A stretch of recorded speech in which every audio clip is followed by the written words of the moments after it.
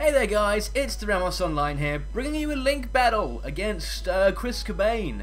Links to his YouTube and his Twitch are in the description below. He's an awesome streamer, an awesome YouTuber. Go check him out if you haven't already.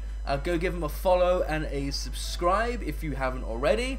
And yeah, we're going to go and dive into this one in just a second. We're going to go over the teams. So, I am bringing my Mega Lopunny, my Goodra, Furfrou, Delphox, my specially defensive Altaria, and really the Altaria is there to kind of confuse people because I have two Pokemon capable of Mega Evolution, and while Lopunny doesn't seem to work too well outside of its Mega, or at least most people don't think it works well outside of the Mega, Chris is one of the guys that knows the power of base form Lopunny, so it's kind of there to throw people like that off.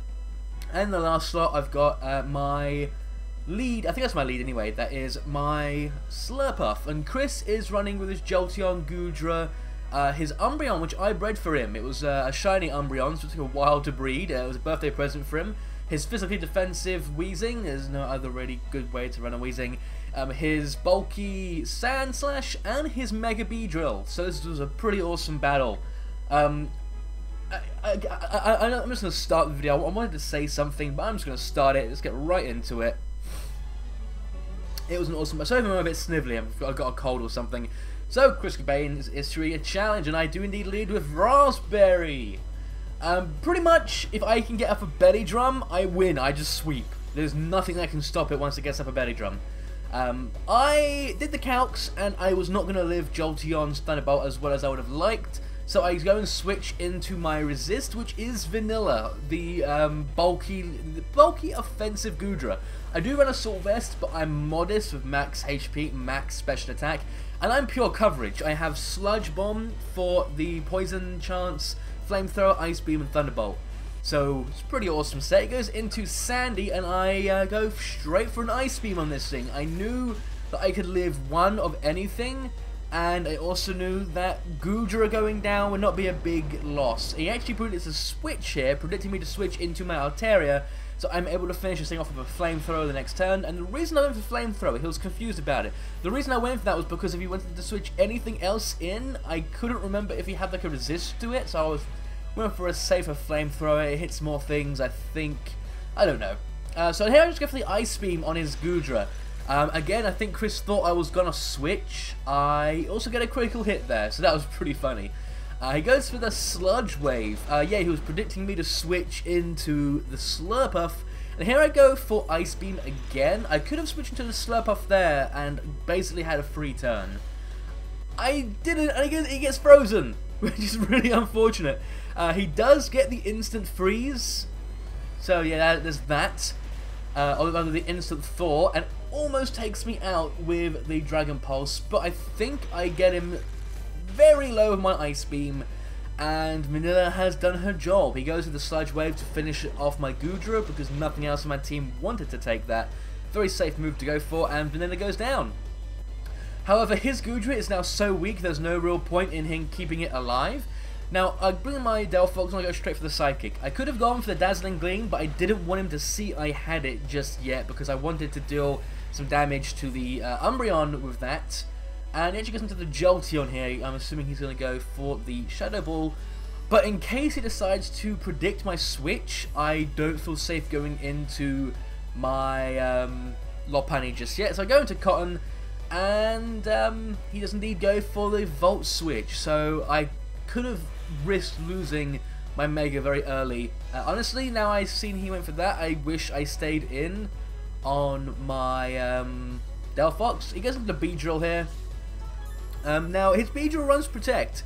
He does run Protect on this thing to get that speed boost going, because if you don't Protect, Beedrill is actually quite slow, base speed of 90 I think, so it needs to make it evolve before its speed goes up. So I could have switched here, but I didn't think, like, I didn't want to risk it because he knew he would outspeed me anyway. Turns out he protected to scout my moves, and I actually went for the Cotton Guard here, which basically would have forced his Beedrill out. It was the best thing I could have done. Either he was going to attack me or he was going to protect, and either way, I didn't see myself in a losing situation. And now, Chris said that once my Goodra went down, he felt in control of this match.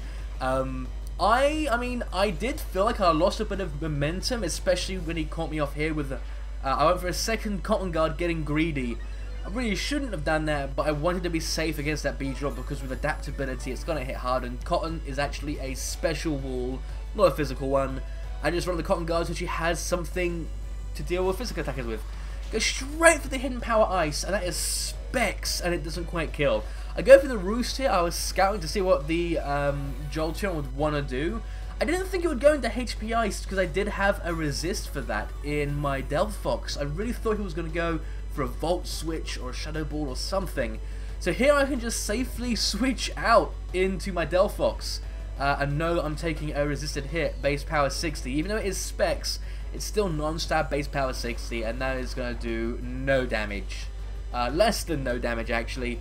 So he's now basically forced to withdraw the Jolteon, and he brings in Shadow, the Umbreon I bred for him, and I knew he was going to want to switch. There was no reason to stay in.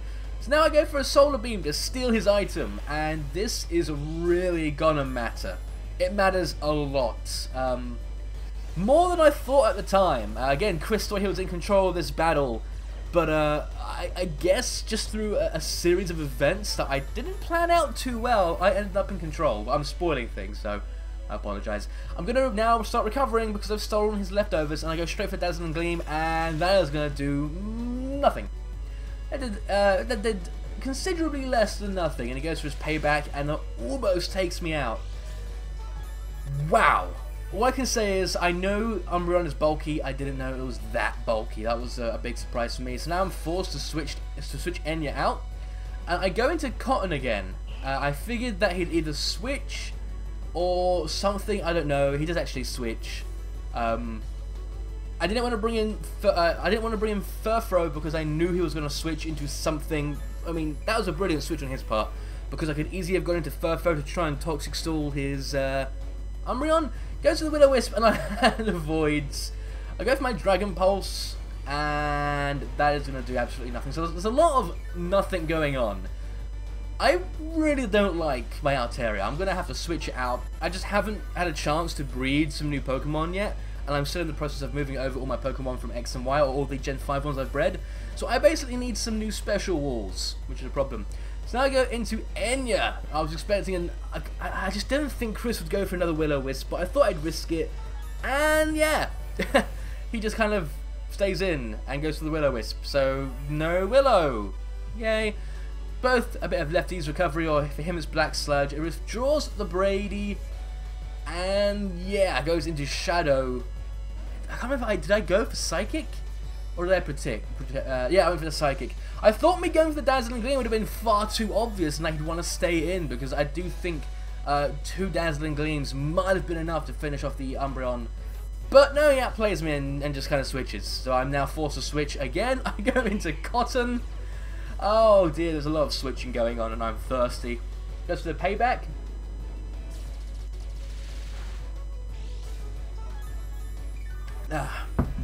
Getting some lefties recovery on Cotton. Really, the idea with Cotton is just to stall them. She's especially defensive, and I run Cotton Guard so I can become a mixed wall. Goes into Jolteon, and I don't want to take another Hidden Power Ice, so I go ahead and switch into Raspberry. Now, it might seem like a weird switch. Also, I switched on the same turn he brought it in. Never mind. So here I go back into Cotton. I'm getting confused. And he goes for the Volt Switch, which is going to deal quite a bit, considering I am a special wall. I wasn't too comfortable with that damage. Again, Altaria, you're letting me down. Why are you so weak? Goes into this B-Drill here. And yeah. I didn't want to bring Fua in on this B-Drill in case it dealt more damage than I was okay with. I haven't actually battled a Mega B-Drill before. And while I know what kind of damage Furfro can take, I don't know how much damage a B-Drill can deal. So now I go into Alice, my awesome, amazing, adorable Mega Lopunny. And I can't remember if I'm running... I think I'm running Fake Out at this point. This was before I got into doing all the doubles, or was it? We're going to find out in a second. He does protect on the B-Drill. Honestly, I think this was more... Yeah, I'm running the Fake Out. This was more of a turn for me to Mega Evolve, just so my speed was boosted, so I wouldn't have to waste a turn Mega Evolving. Now I go into Fua. I'm forced to go into Fua. And he gets to go for that Poison Jab, Stab Poison Jab, and just look at this. Nothing. So I now know he does get the Poison, unfortunately, which is, again, going to mean a lot in the long run. But yeah, so Mega Beedrill still can't scratch Furfrou, and it doesn't have a way of boosting its attack outside of Fell Slinger, as far as I'm aware. Unless it gets Swords Dance, which it might. Not quite sure. Goes into his Jolteon now. I just went straight for a return, I believe. No, I switch. Okay. And I go into Raspberry. So yeah, I keep trying to get Slurpuff in to go for that belly drum, and at last I'm like, you know what, I'm just going to deal with it. He goes for the Volt Switch, does far less than I thought he would, and I misplay. I didn't think I would be in the green. I seriously thought after that I'd be in like the yellow. I'd be under 50. So I went for the sub. That was a horrible misplay. So at least I now know how much damage Jolteon's Volt Switch does to my Slurpuff, though. If that was, unless it was a low roll, I can safely stay in on that thing. So I go for a Drain Punch in vain to try and get my HP back to a point where I can belly drum. Ain't gonna happen. Ain't gonna happen. Brady just goes for the Clear Smog, super effective stab. I know it's got no special attack and it's not invested, but it's super effective, and I'm kind of frail. I haven't got HP investment. I need to re-EV train this. So yeah, that's a problem. So I just go for the play rough. Try and do as much damage as possible. Damn it, Brandy! Was I calling this thing Brady? I think it's Brandy. Damn, Brandy! And unfortunately, that's the end of Raspberry. Didn't get to do anything there. And Raspberry's stat changes were removed. Of course, the reason he went into that was so that he could clear Smog away my belly drum in the first place. I'm not entirely sure it could. I mean, maybe it could have lived a +6 play rough. I don't know. Going to Enya, and I give it doesn't believe me expecting him to go into the Umbreon. So Chris outplaying me there. Goes to the Clear Smog on my Delphox, which is a problem. However, this is where Chris makes the misplay that puts me in control. I was really playing conservatively with my Lopunny. My Lopunny was my win condition. Even with his Mega Beedrill around, I knew his Mega Beedrill couldn't one-shot my Lopunny. So I now go for the Psychic to get this physical wall out of the way, and he leaves it in. If it was Psyshock, I am sure Brandy would have lived, and that is why I run the Psychic, because wheezing is a common thing that I have to deal with when facing lower tier teams, and he just eats up Psyshocks because he is physically bulky. So now you get to the Jolteon. I think I let Enya go down here because she's done her job. Yeah, I let Enya go down. It does give the Volt Switch, which is actually going to give me priority in what I can bring in, and that basically forces Chris to bring in the Beedrill. Because Beedrill is the only thing in this team that runs Protect, which means he can scout my move. So yep, as I predicted, there's the Beedrill, and I go into Fua. Now, I was not predicting him to Protect, I was predicting him to Switch, which he does indeed do, so I just go straight for the return. And he brings in the Jolteon. I don't agree with that play. He should have let the Beedrill take some damage. Actually, no, never mind. He doesn't run U-turn. He runs Fell Slinger at this point.